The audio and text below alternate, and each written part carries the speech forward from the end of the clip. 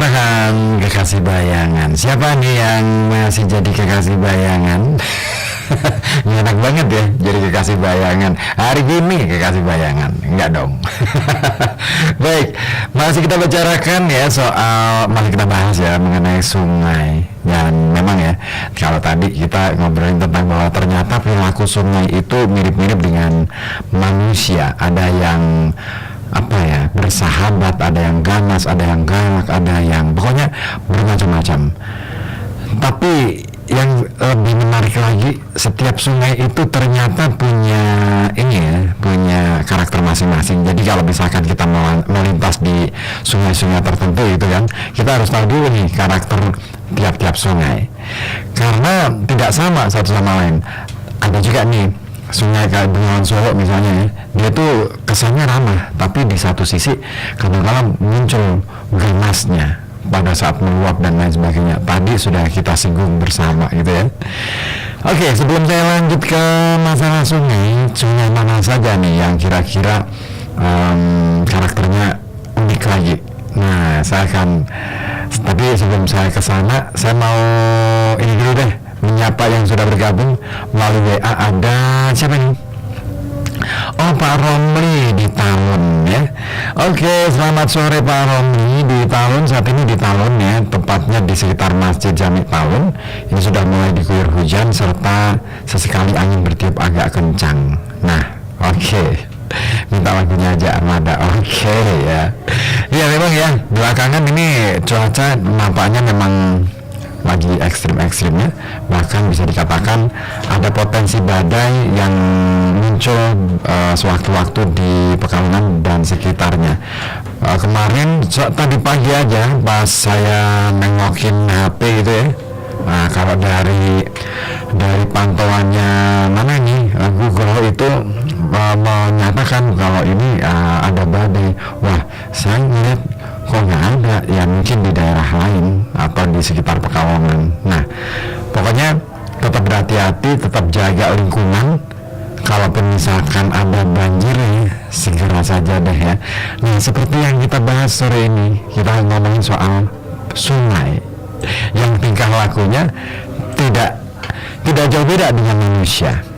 Nah, seperti yang satu ini, tidak kurang ganas nih. Sungai yang satu ini lumayan ganas juga, namanya Sungai Citandui, yang sumber airnya dari kaki Gunung Tanaga Bodas dan Gunung Galunggung di Jawa Barat. Nah, sungai ini masih sering menimbulkan banjir, terutama di Ciamis Selatan. Nah, ganasnya Citandui ini selain karena muntahan lahar di Gunung Galunggung, juga karena airnya mengangkut lumpur hasil erosi dari daerah penyalurannya yang sangat labuk. Dan erosi ini mengikis tanah lapisan atas yang subur. Hal ini sudah dicoba diatasi misalnya dengan terasering, kemudian peningkatan cara bercocok tanam, serta pengurangan tekanan penduduk dengan transmigrasi dan KB di daerah hulu. Tapi tanah-tanah kritis yang daerah aliran sungai itu menjadi penyebab utama bahaya banjir.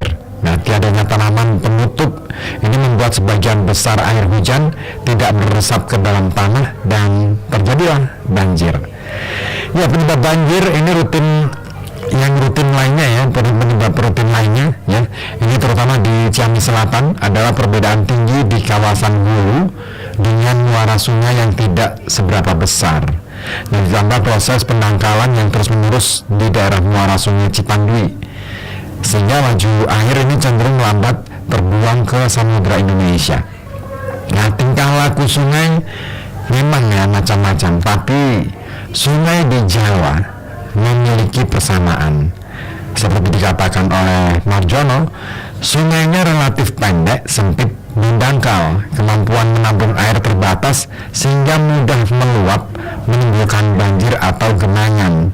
Ya memang ya, kalau di Jawa rata-rata sungainya nggak begitu lebar, berbeda dengan di daerah-daerah lain, misalkan di Kalimantan itu sungainya lebar, jadi ya mirip-mirip laut gitu ya.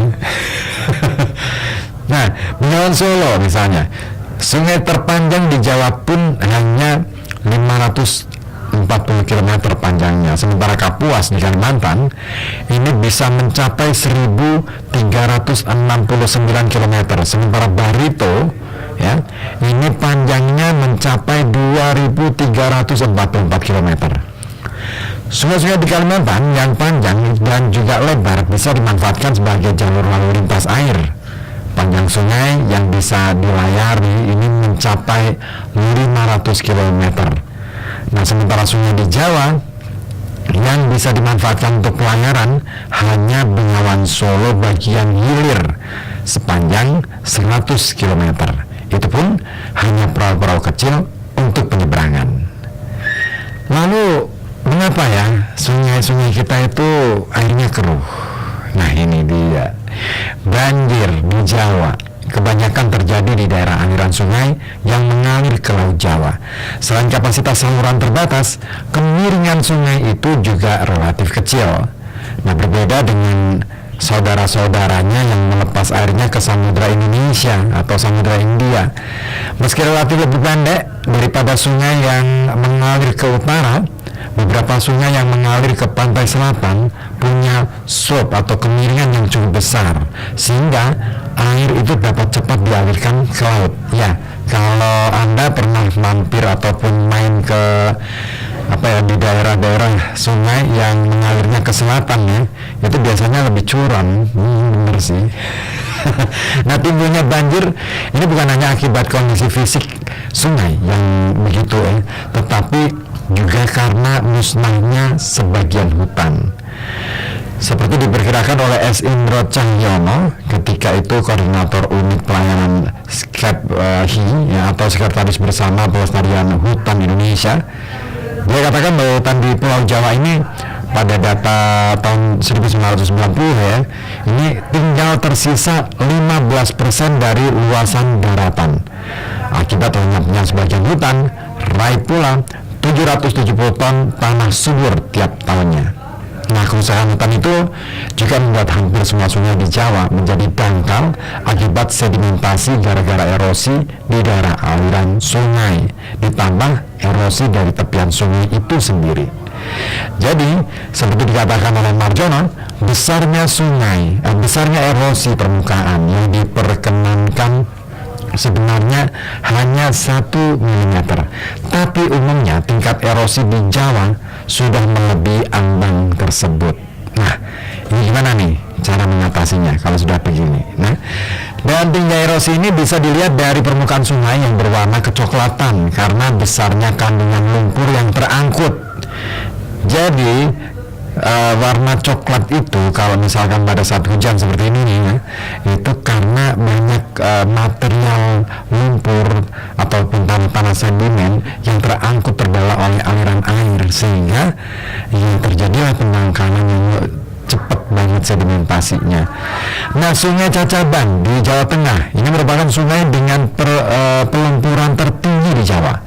Kemudian disusul Sungai Cilutung, Cimanuk, dan Cikeruh di Jawa Barat.